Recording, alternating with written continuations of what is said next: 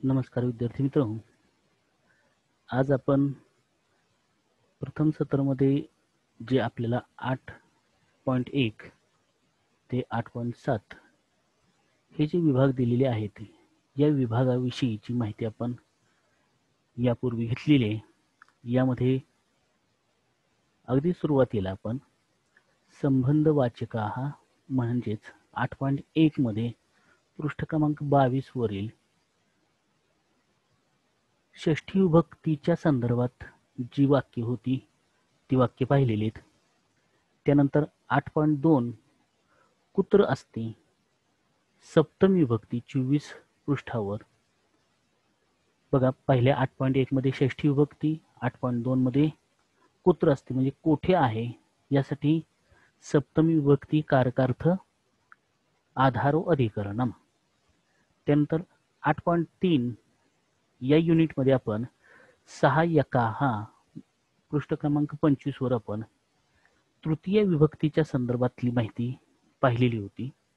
तृतीय विभक्तीमध्ये वाक्यरचना कशी होते, तृतीयमध्ये कोणते शब्द वापरले जातात यामध्ये आपण विचार केला होता. त्यानंतर 8.4 मध्ये किम किम म्हणजेच द्वितीय विभक्ती. द्वितीय विभक्तीचा वापर, द्वितीय विभक्तीचा कारकार्थ आहे कर्म, याचा वापर त्या संदर्भातील वाक्य आपण या युनिटमध्ये पाहिली होती. त्याचबरोबर 8.5 मध्ये कस्मय कस्सय म्हणजेच चतुर्थ विभक्ती कारकार्थ संप्रदान याविषयीची माहिती आपण त्या प्रकरणामध्ये पाहिलेली होती. त्याचबरोबर 8.6 कस्मात स्थानात कोणत्या ठिकाणावरून, कोणत्या स्थानातून पृष्ठ क्रमांक 29 वर आपण पंचमी विभक्तीचा वापर असणारे, पंचमी विभक्ती मध्ये वाक्यरचना कशा प्रकारे होते, त्याबरोबर आणखीन कोणत्या शब्दांसाठी आपण पंचमी विभक्ती वापरतो याविषयीची वाक्यरचना आपण यापूर्वी पाहिलेली आहे. आणि या सर्व प्रकरणातील शेवटचं प्रकरण म्हणजेच 8.7 संबोधनम हा भाग अत्यंत सोपा असा अगदी छोटे युनिट आहे. पण हे छोटे युनिट पाहण्यापूर्वी आपण 8.1 ते 8.6 या प्रकरणांमध्ये आपण कोणकोणता अभ्यास केला याविषयीची आपण माहिती पाहणार आहोत. बघूया. पहिलं प्रकरण होतं ते म्हणजे संबंधवाचक षष्ठी विभक्तीचा वापर. यामध्ये 8.11 ते 8.114 हे युनिट आपल्याला यामध्ये होते. त्यामध्ये एका शब्दाचा दुसऱ्या शब्दाशी असणारा संबंध यामध्ये दर्शवलेला होता.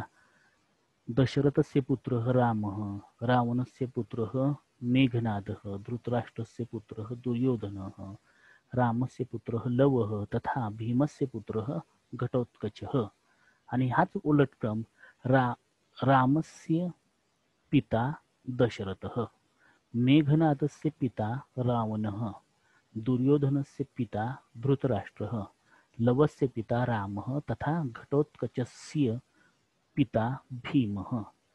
यामध्ये एका शब्दाचा, एका नामाचा दुसऱ्या नामाशी असणारा संबंध म्हणजेच षष्ठी विभक्ती हा जो कारकार्थ आहे तो कारकार्थ षष्ठी विभक्तीला कारकार्थ नाही, कारण यामध्ये एका शब्दाचा दुसऱ्या शब्दाशी दाखवलेला संबंध असतो. यासाठी काही वाक्यरचना आपण त्यावेळी पाहिली होती. 8.1 मध्ये 2 जे युनिट आहे त्यामध्ये सुद्धा रामायणस्य कविः वाल्मीकिः, महाभारतस्य कविः व्यासः, रघुवंशस्य कविः कालिदासः, गीतगोविंदस्य कविः जयदेवः. अशा प्रकारे ही जी वाक्यरचना आहे, रामायणाचा कवी वाल्मिकी, महाभारताचा कवी व्यास, रघुवंशाचा कवी कालिदास, तर गीत गोविंद या काव्याचा कवी जयदेव, याप्रमाणे आपण षष्ठी विभक्तीचा वापर या वाक्यरचनेमध्ये आपण पाहिलेला होता. 8.1.3 मध्ये स्त्रीलिंगी नाम, जसं 8.1 आणि 1 मध्ये पुल्लिंगी नाम, 8.1.2 मध्ये नपुंसकलिंगी नाम, तर 8.1.3 मध्ये स्त्रीलिंगी नाम. यामध्ये सीता, उर्मिला, रमा, पार्वती, रुक्मिणी यामध्ये तुम्हाला हे आकारांत इकारांत जी स्त्रीलिंगी नामं आहेत ती माला आणि नदीप्रमाणे चालणारी आहेत. मग सीता हा जो शब्द आहे तो मालाप्रमाणे चालवल्यानंतर षष्ठी विभक्तीचं एकवचन मालायाहा, त्याप्रमाणे सीतायाहा. मग वाक्यरचना होताना कशी होणार आहे? सीतायाहा पतीही रामः, उर्मिलायाः पतीः लक्ष्मणः, रमायाः पतीः माधवः, पार्वत्याः पतीः शिवः, रुक्मिण्याः पतीः विठ्ठलः. हीच वाक्यरचना आपण उलट देखील करू शकतो. रामस्य पत्नी सीता, लक्ष्मणस्य पत्नी उर्मिला, माधवस्य पत्नी रमा, शिवस्य पत्नी पार्वती तथा विठ्ठलस्य पत्नी रुक्मिणी. यामध्ये स्त्रीलिंगी नामाचा आपण वापर केलेला होता.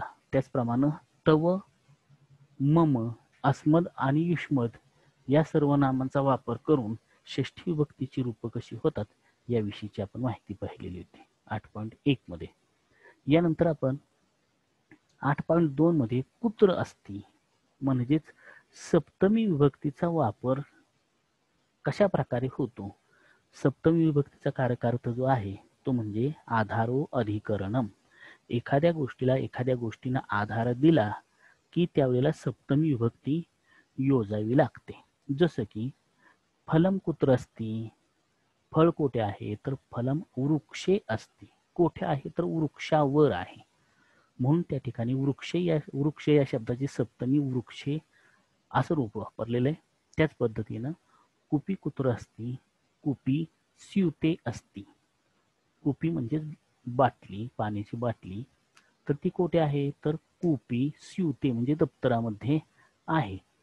अशा प्रकारे आपण सप्तमी विभक्तीचा वापर एखाद्या गोष्टीला एखाद्या गोष्टीनं आधार दिल्यानंतर त्यावेळेला सती सप्तमीचा वापर होतो. म्हणून आधारो अधिकरणम हे सती सप्तमीचं कार्यकार्थ आहे. हा 8.2 मध्ये आपण पाहिलेला होता. त्यानंतर 8.3 मध्ये आपण सहाय्यकाः म्हणजेच तृतीय विभक्ती. तृतीय विभक्तीचा कारकार्थ आहे करणम म्हणजेच सहाय्यम, मदत करणे. एखादी कृती करण्यासाठी एखाद्या साधनाची मदत घेतलेली असणे अशा वेळेला तृतीय विभक्ती वापरता येते. म्हणजेच पहिल्या चित्रामध्ये आपण लिखती, लिहिणे ही कृती सुधाखंडेने म्हणजे खडूने पूर्ण केली म्हणून ते खडू हे साधन आहे त्या शब्दाची आपण तृतीय वापरली. तृतीय विभक्तीचा कारकार्थ आहे करणम. इथं एखाद्या गोष्टीला एखादी कृती पूर्ण करण्यासाठी एखाद्या वस्तूने मदत करणं, एखाद्या गोष्टीने मदत करणं, त्या वेळेला त्या शब्दाची आपण तृतीय विभक्ती वापरतो. म्हणूनच दुसऱ्या वाक्यामध्ये बघा, अहम चरणेन ताडयामी, मी पायाने मारतो. ताडयामी मारणे ही जी प्रक्रिया आहे ती कशाने पूर्ण केली तर चरण, पायाने, म्हणून त्या शब्दाची तृतीय विभक्ती वापरली. अहम चमसेन खादामी, मी चमच्याने खातो. यामध्ये खाण्याची क्रिया याच्यासाठी मदत घेतली ती चमचा याने आणि म्हणून चमस या शब्दाची तृतीय विभक्ती वापरलेली आहे चमसेन.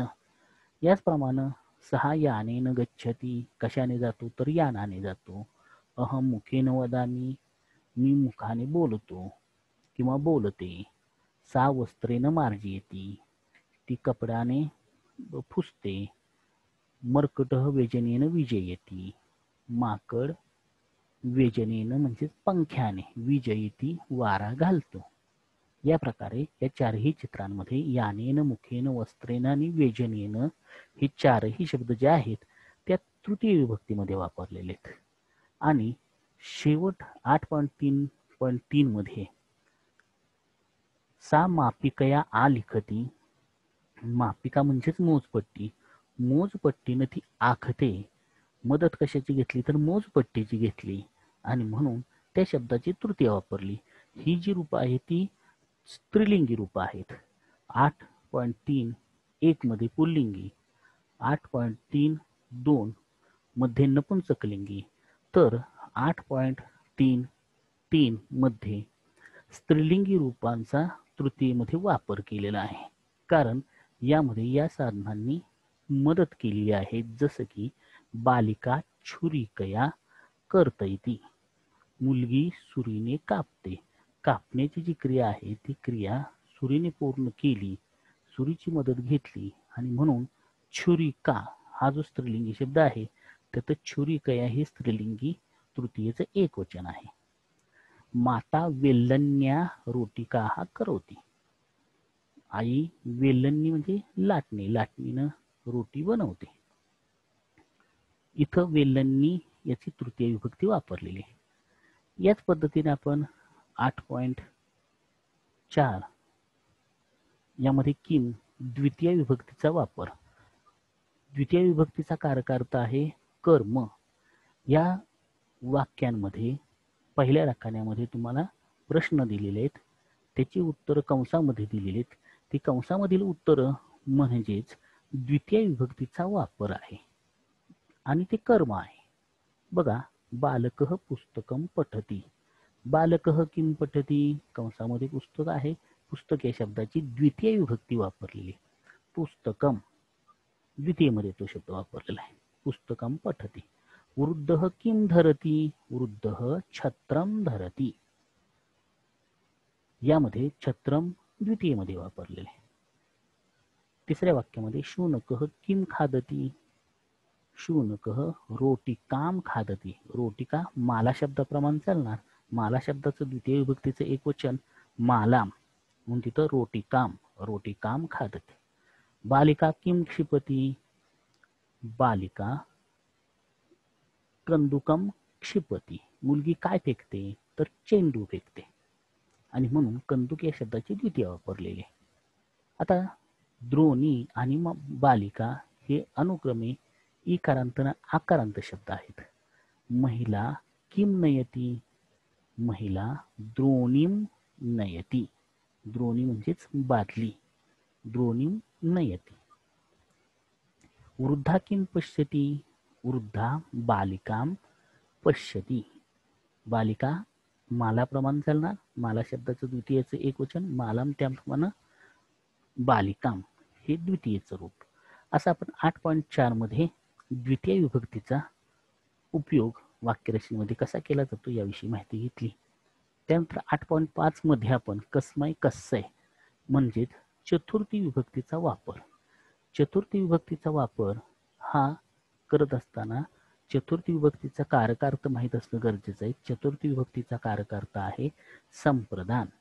संप्रदान म्हणजे देऊन टाकणे. अशा वेळेला आपण चतुर्थी विभक्ती वापरतो, संप्रदाने चतुर्थी. आता बघा, यामध्ये कन्या आपनिकाय धनम यच्छती, मुलगी दुकानदाराला पैसे देते, देणे देऊन टाकणे, अशा अर्थी चतुर्थी विभक्तीचा वापर केला जातो.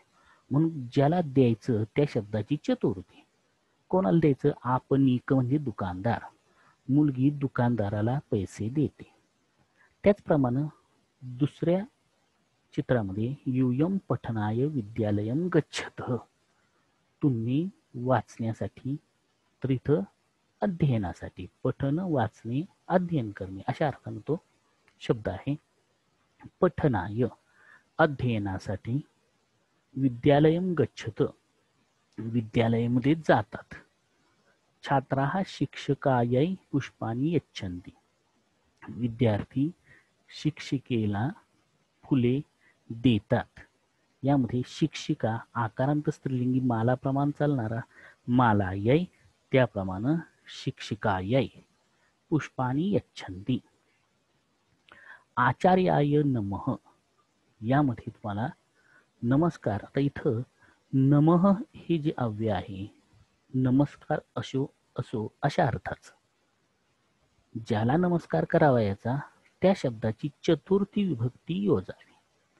म्हणून कोणाला नमस्कार तर गुरूंना नमस्कार, आचार्यांना नमस्कार, म्हणून त्या शब्दाची चतुर्थी विभक्ती वापरली. आचार्याय नमः. तथा शिक्षिका हा चतुर्थीमध्ये नमः या अव्ययाला चतुर्थी विभक्तीची अपेक्षा, म्हणजे नमः अव्यय ज्यावेळी तुम्ही वापराल, नमः या अव्ययाचा अर्थ आहे नमस्कार असो, ज्याला नमस्कार करायचा त्या शब्दाची चतुर्थी विभक्ती योजावी. म्हणून ज्याला नमस्कार म्हणून चतुर्थी, कोणाला नमस्कार, तर शिक्षिकेला नमस्कार. म्हणून शिक्षिका आकारांत स्त्रीलिंगी मालाप्रमाणे चालणारा शब्द, त्या शब्दाचं चतुर्थीचं एकवचन मालायै, त्याप्रमाणे शिक्षिकायै नमः. जननी इकारांत नदीप्रमाणे चालणारा नद्ये, त्याप्रमाणे जनन्यै नमः. अशा पद्धतीनं आपण 8.5 मध्ये चतुर्थी विभक्ती म्हणजेच संप्रदान या कारकार्थाचा अभ्यास केला. आणि 8.6 मध्ये आपण कस्मात स्थानात, कोणत्या ठिकाणावरून, म्हणजेच आपण या ठिकाणी पंचमी विभक्तीचा वापर केला जातो. पंचमी विभक्तीचा कारकार्थ आहे अपादाने पंचमी. अपादान म्हणजे निघून जाणे, निसटून जाणे, एखाद्या गोष्टीपासून निघून जाणे, अशा अर्थी पंचमी विभक्तीचा वापर केला जातो. आता यामध्ये 5 चित्र आहेत. त्यामधील 4 चित्र जे आहेत ती त्या मुलाकडे किंवा त्या विद्यार्थ्याकडे अंगुली निर्देश करतायत. तर यामध्ये आपल्याला जर मराठीमध्ये वाक्य बनवायचे असतील तर कसं होणार आहे? मुलगा वित्तकोश, वित्तकोश म्हणजे बँक, हा मुलगा बँकेतून घरी आला. हा मुलगा रेल्वे स्थानकातून घरी आला. हा मुलगा पाठशालेतून, विद्यालयातून घरी आला. तर हा मुलगा नदीवरून घरी आला. आता इथं ही जी ठिकाणं आहेत, बँक, रेल्वे स्थानक, विद्यालय आणि नदी, ही ध्रुव गोष्ट आहे, निश्चित गोष्ट. अपादान म्हणजे काय? तर एखाद्या निश्चित गोष्टीपासून एखादी गोष्ट निघून गेली तर त्या शब्दाची पंचमी विभक्ती वापरावी लागते. अशा प्रकारे आपण यामध्ये एषः छात्रः वित्तकोशात गृहम आगच्छति, इथं वित्तकोशात पंचमी विभक्ती वापरली. एषः छात्रः रेल स्थानकात गृहम आगच्छति, रेल स्थानक या शब्दाची पंचमी विभक्ती वापरली कारण तो मुलगा तिथून आला. एषः पाठशालायाः गृहम आगच्छति, हा शाळेतून घरी आला. इथं पाठशाला आकारांत मालाप्रमाणे चालणारा शेष, त्यामध्ये पंचमी विभक्तीचे एकवचन मालायाः, त्याप्रमाणे पाठशालायाः. एषः नद्याः गृहम आगच्छति, नदी ईकारांत स्त्रीलिंगी शब्द, त्याचं पंचमी विभक्तीचे एकवचन नद्याः, म्हणून नद्याः पंचमी विभक्ती इथं वापरलेली. आणि सर्वात सोपा असा भाग म्हणजे संबोधनम.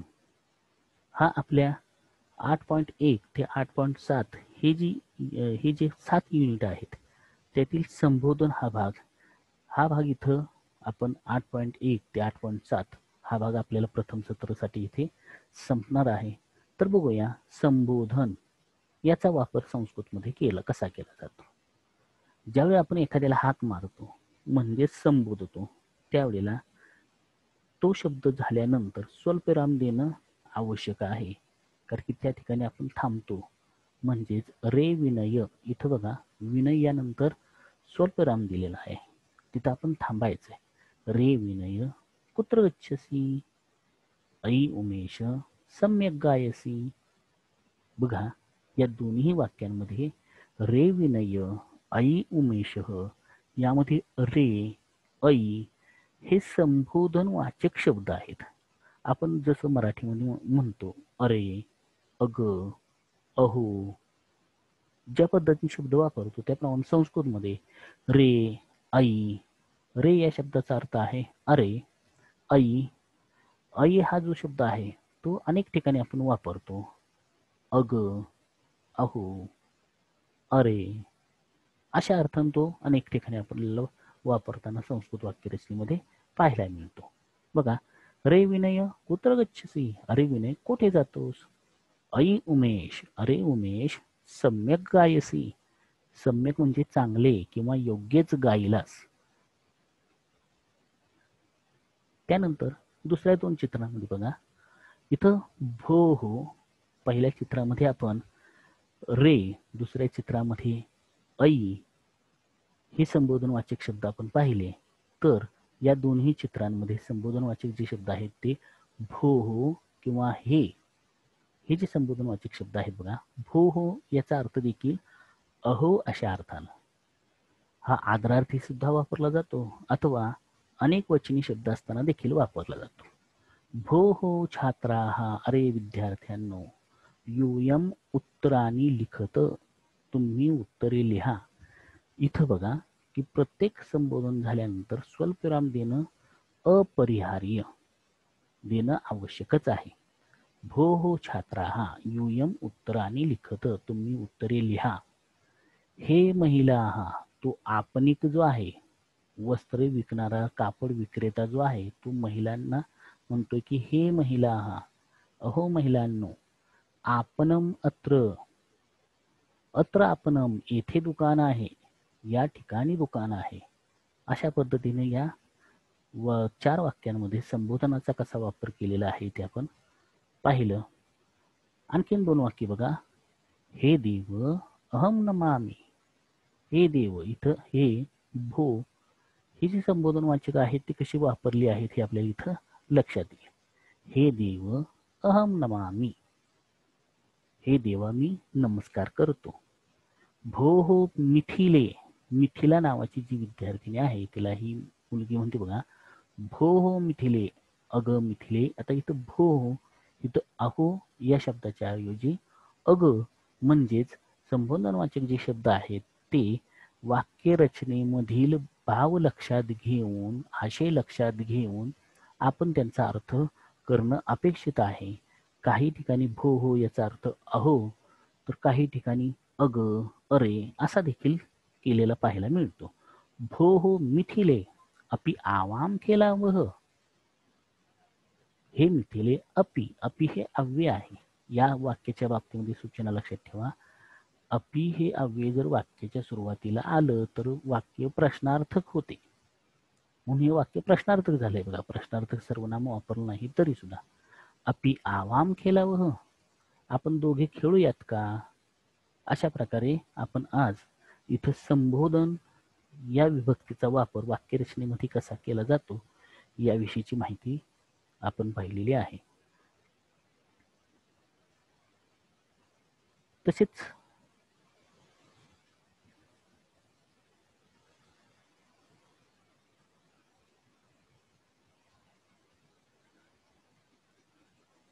या वाक्यांमध्ये आपण संबोधन विभक्तीचा वापर केला. यामध्ये आपल्याला एक छानसं गीत दिलेलं आहे बघा. गायत नंदत भो हो विजय आमतात. इथं वडील विजयला हाक मारतात, अरे विजय. त्या विजय म्हणतो, आम म्हणजे होय, तात म्हणजे बाबा, होय बाबा किंवा काय बाबा. गुडम खादसी नाही तात. गुडम खादसी, गुड म्हणजे गुळ, गुळ खातोस का. तो जो विजय आहे तो म्हणतो नाही तात, तात म्हणजेच बाबा, बाबा नाही म्हणजेच बाबा मला गुळ खायचा नाही. मिथ्यावदसी नाही तात, असा खोटे खोटेच का बोलतोयस, तर नाही, नाही तर बाबा तसे नाही. मुखम उद्घाटय, तोंड उघड. आणि मग तो विजय त्यावेळेला हसतो, हा हा हा. अशा पद्धतीनं हे छान असं गीत आहे.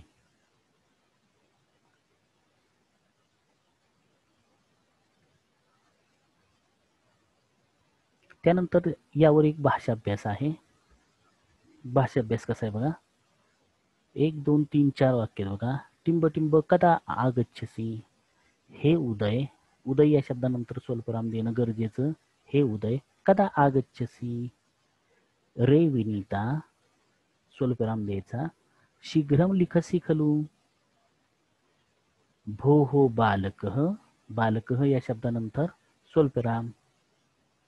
अपि वयम पठामः, आपण अभ्यास करूया का. भो हो बालिका, बालिका या शब्दानंतर स्वल्पविराम.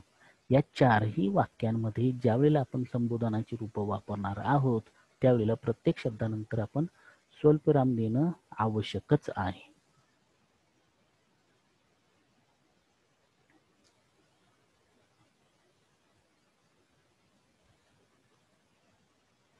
अशा प्रकारे आपण आज 8.1 ते 8.7